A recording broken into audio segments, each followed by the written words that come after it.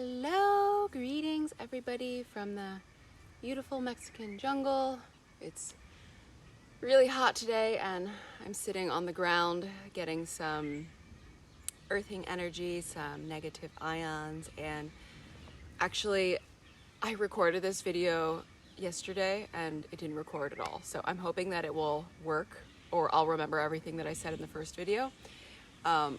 So one thing that came through to me recently was the concept of being whole and complete. And if you've been in the healing scene for a while, you've probably been hearing that phrase or that affirmation. I am whole, I am complete, I am perfect. And I don't know about you, but I never really resonated with it. I didn't really feel that I was whole. Like, how could I be whole if I'm healing? How could I be complete if I am sick or I'm sad or I am depressed or I have money problems or I feel lost in life or I feel unloved, you know? So that I never really understood it really until just recently, and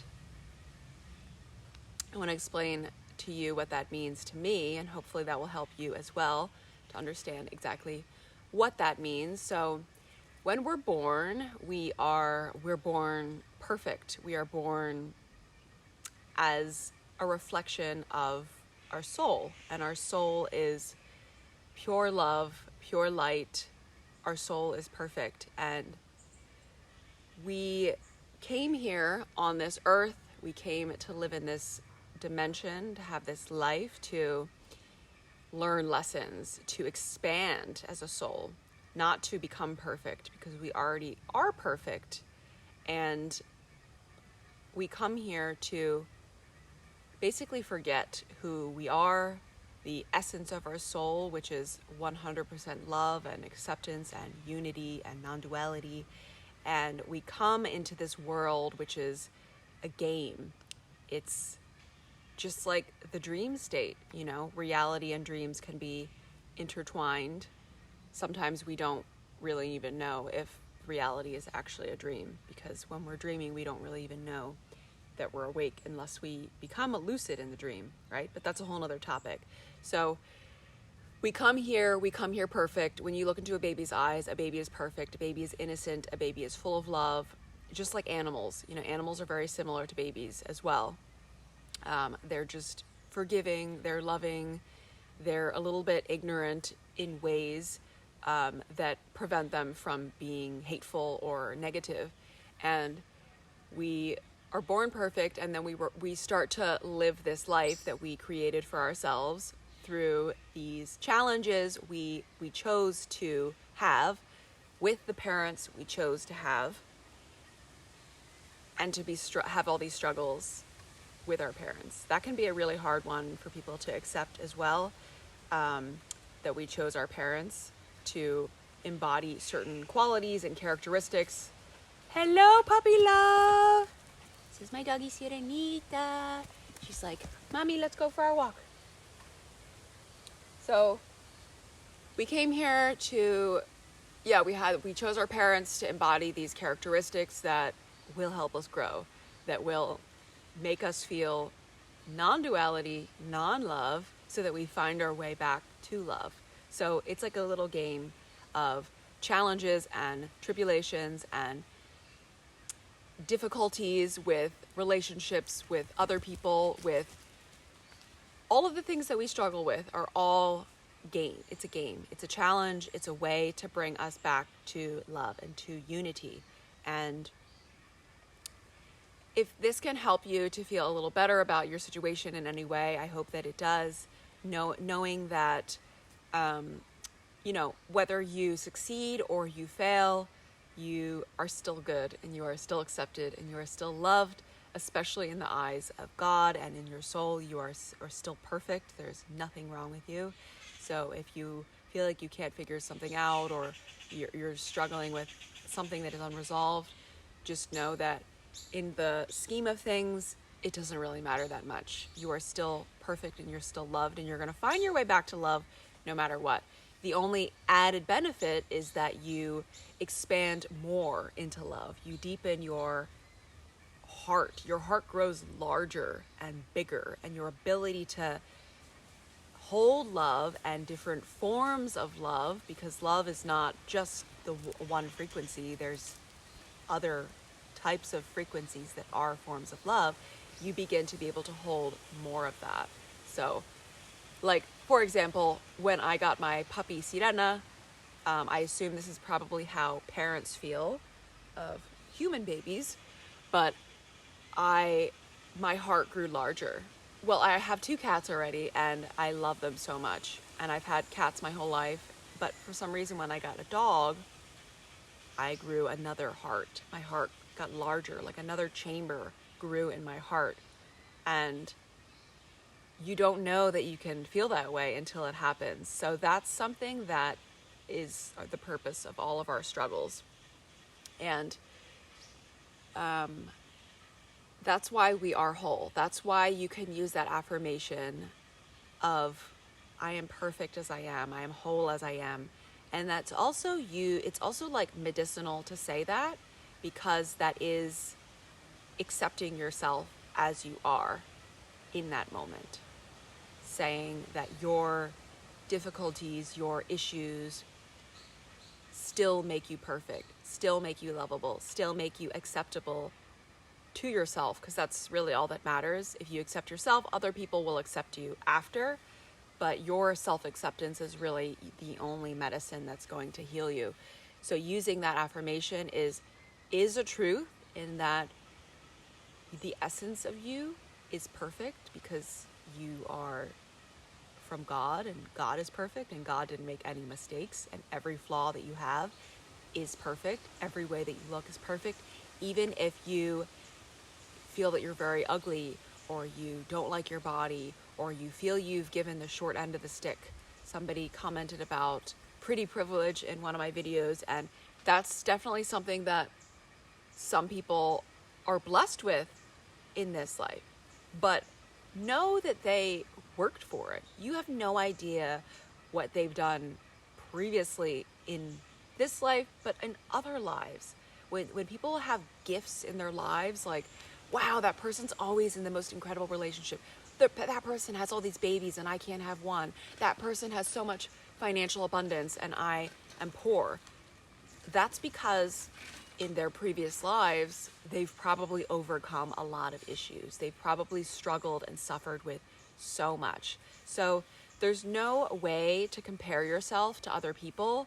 And just doing that is really not helpful. And it's just like an ego's way of like continuing to get you trapped in the maze. It's just another challenge in the test to knowing that that's not real.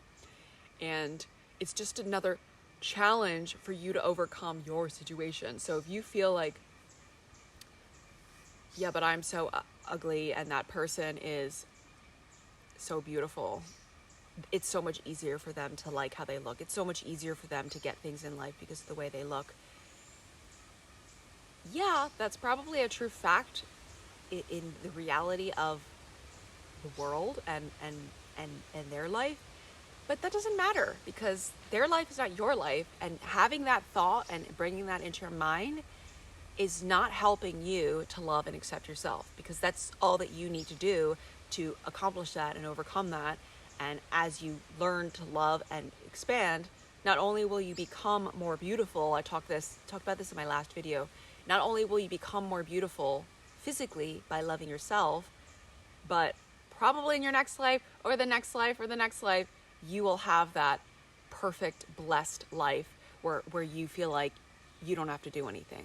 But the thing is, we don't actually remember our previous lives. But this is how it is. And you can tell by people that are more and more enlightened and more people that have done more soul work by the blessings that they have. It's not a mistake. Nothing's a mistake. Everything is perfectly articulated. And the deeper the struggle, the deeper the issue, the more difficult it feels to accept something, the more your heart is going to grow and expand to be able to, like I mentioned, get larger, like when I have my dog, you know. And one thing that my therapist told me when I was doing my shadow work, I'm still doing my shadow work. We're always going to do our shadow work. Every single day is an opportunity to do our shadow work. Shadow work is just healing your emotions, you know. But when I was in like the dark night of my soul, I felt, and I still feel, that my life story is extremely profound and was very dark. However, I'm not viewing it as a way to disempower me, but I was looking at it in a disempowered way. Of course, because when you're in the depths of your healing, it's okay for a few moments, hours, days, no more than a week or 2 weeks or 3 weeks that you feel like a victim, that you allow yourself to feel, why did this happen to me? Oh, my life is so terrible. This is so difficult. You have to feel that and let yourself feel that. And that's kind of feeling victimized, but that's not an empowered way to feel, and you can't heal in a disempowered state. So when I was going through my shadow work, and I won't go into my whole life story here, but if you want me to share more, you can drop a comment. But I just share a little bit. I was having nightmares for 4 years straight, and was being attacked in my dreams by all different energies. I was insomniac. I'm still healing my sleep, but my dreams are much better. My energy is much more protected. But I was really, really tormented for a very, very long time, among many other symptoms that, I'm not going to share about in this specific video, but it was like torture nonstop, day and night. And I just felt that feeling, why is this happening to me? This is not fair. You know, I need to be doing other things in my life, and I can't even function because I haven't been sleeping. I have no energy. I feel disgusting when I wake up. I feel terrified when I wake up. I was just consumed with fear, and I felt that there was no end. But it ended, and I'm just so grateful that it did, you know? Everything ends, everything changes, and the more you're open to diving in fully, feeling it deeply, surrendering to it, letting yourself feel it, putting like a timeline on it, being aware of it. All right, I've been feeling this way for 6 days, 7 days, 2 months, you know, and then taking your power back and transforming yourself. And taking your power back is to empower yourself to change your disempowered state, which is spiraling down into this game, this puzzle that you're never gonna heal from, into spiraling up into love and unity and consciousness and enlightenment. And the first book that I ever read in my healing journey years ago was Louise Hay, You Can Heal Your Life, and that's a really great one to start with if you've never read any of her books. And she talks about she talks about letting go of feeling victimized in that book. And if you're in a victimized state, you'll know if you're instantly defensive. And even me saying that is like, what? I'm not a victim. What? My life really does suck. You know? Then you're in a victimized state. Here's a little doggy that just came to say hello. Oh, doggy love. This is not my doggy, but this is another random dog that lives here. Look at this doggy. Dog world. I just love living in Mexico because now I get to play with dogs. There's so many dogs here. Here's Permita. Where's Permita? So, Louise Hay, You Can Heal Your Life. She talks about letting go of being disempowered among many things. Louise Hay is one of my favorite teachers of all time. Even just if you listen to her audios, she's just like the grandmother that you never had. And I had a lot of trauma with my grandmother. So when people talk about, oh, grandmother, like loving grandmother, I'm like, well, my grandmother was not that. So yeah, it's quite strange because most grandmothers are pure and loving. My grandmother was loving, but she was very, very twisted and toxic. And then The last thing that I just want to say is, about transforming your energy and emotions. So transforming feeling victimized to feeling empowered. Feeling empowered means that maybe you don't need to accept just yet that you chose these issues for your life. Maybe you can work on that later, because that can be really hard as well. It can be really, really hard to be like, oh, I chose to have cancer. I chose to be disabled. I chose to look like this. I chose to be poor. I chose to be mentally disabled. I chose to be alone. If that's too much for you to accept, work on that later. You can at least accept that you can choose what you want to do with your life now. You can choose to start to love yourself, to learn how to love yourself. You can choose to do things for yourself, for your life, for your issues that are going to help you. You can choose to learn about ways to get better, watch YouTube video, read books, hire a mentor, work with a holistic doctor. Don't recommend Western medicine unless you need surgery, but always check in with a holistic doctor first. We have the choice, the ability, the free will to bring things into our life. Whether you have money or not, whether you're healthy or not, whether you're depressed or not, whether you're alone or not, you have access to the internet. We have access to everything. And then instead of feeling jealous or disempowered, victimized, jealous that somebody looks more beautiful than you or has more beautiful things than you, use that as inspiration to say, oh, wow, that's possible. I'll take one of those, please. Add that to your affirmations. Add that to your requests for the universe. So then when you do your gratitude practice, which I've talked about here as well, ooh, the light just changed. It got really pretty. And drop a comment if you want me to talk more about gratitude practices and manifestation. When you do your gratitude practice, you express your gratitude, and then you open yourself up to receive by asking for what you want as if you have it. So if you want beauty and money and love, first you say, I'm grateful for all these things, blah, blah, blah, blah, blah, until you start to feel better. You have to feel it in your body, like, ooh, yeah, I do feel good. And then after that, then you can say, as if you have it. So everything is still like, thank you for this. I'm so grateful to have that. I love having this. You continue writing in that way, but now you're going to ask.